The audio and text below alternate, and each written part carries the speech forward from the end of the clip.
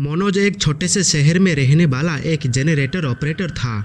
वो अपने छोटे से शहर का एक लौता जनरेटर ऑपरेटर था और इसलिए हर शादी में शहर वाले मनोज को ही बुलाया करते थे। एक रात जब मनोज एक शादी से अपना काम ख़त्म करके घर वापस लौट रहा था, तब अचानक ही उसे गांव की नदी के पास बैंड बाजे की आवाज़ आने लगी। वो ये सुनकर बहुत हैरान हुआ क्योंकि नदी के पास वाली ज़मीन एक दलदल बन चुकी थी और कई लोगों की उसमें धंसने की वजह से मौत हो चुकी थी।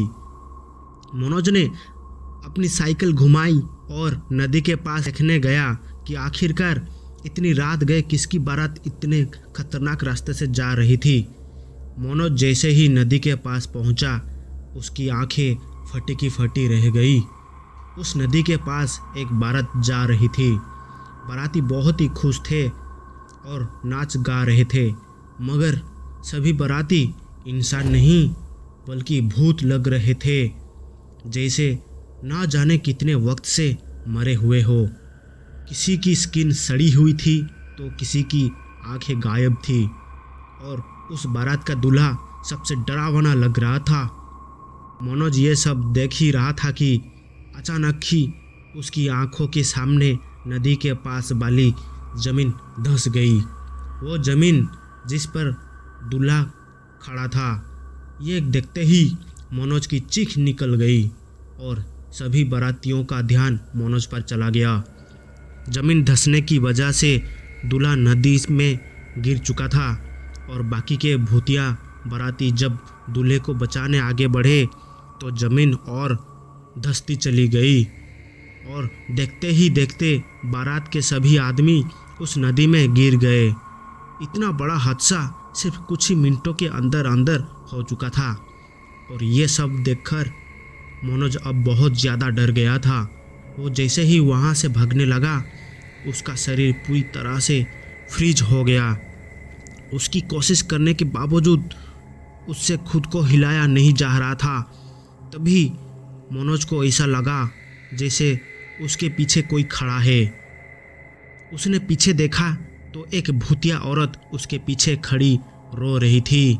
वो मनोज से कहने लगी, भाई साहब हमारी मदद करो, हम सब के पति मर गए हैं, मेरा बेटा मर गया है, उसकी लाशें निकलवा दो।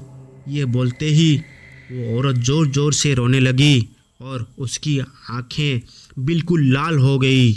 उसकी आंखों में देखते देखते मनोज उसके बस में आ गया।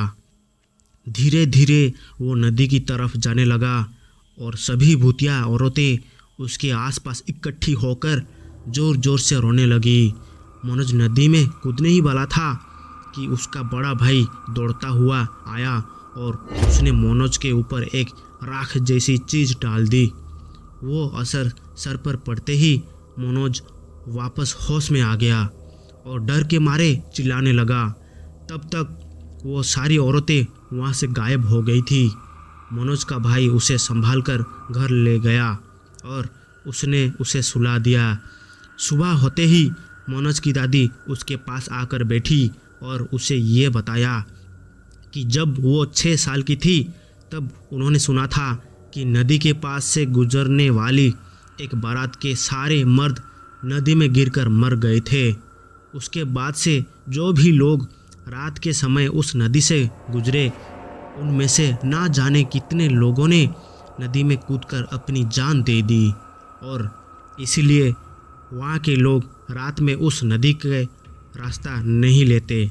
मनोज के बड़े भाई ने अपनी दादी को पहले ही बता दिया था कि मनोज के लौटने वाले रास्ते के बीच में वो नदी पड़ेगी और इसलिए उसकी दादी ने मनोज को बचाने के लिए उसके भाई को वहाँ पहले ही भेज दिया था।